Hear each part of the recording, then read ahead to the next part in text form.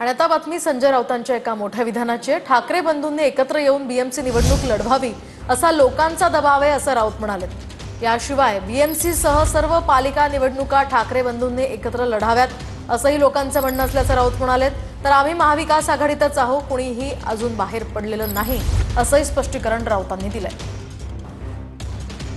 आमच्या सगळ्यांवर दबाव असा आहे जनतेचा, जो आपण 5 तारखेला पाहिला असेल की मुंबई महानगरपालिकांसह महाराष्ट्रातल्या महानगरपालिकांमध्ये शिवसेना आणि मनसे, खास करून माननीय उद्धव ठाकरे आणि राज ठाकरे यांनी एकत्र येऊन निवडणुका लढाव्यात हा लोकांचा दबाव आहे। या संदर्भात भविष्यात चर्चा होतील, वेळ आहे अजून, त्याच्यावर त्याचा फार चिंता करण्याचं कारण नाही।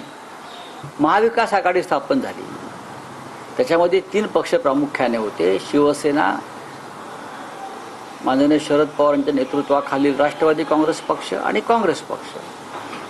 ही महाराष्ट्र विधानसभेसाठी निर्माण झालेली एक आघाडी होती। आम्ही निवडणुका लढलो, आजही महाविकास आघाडी आहे।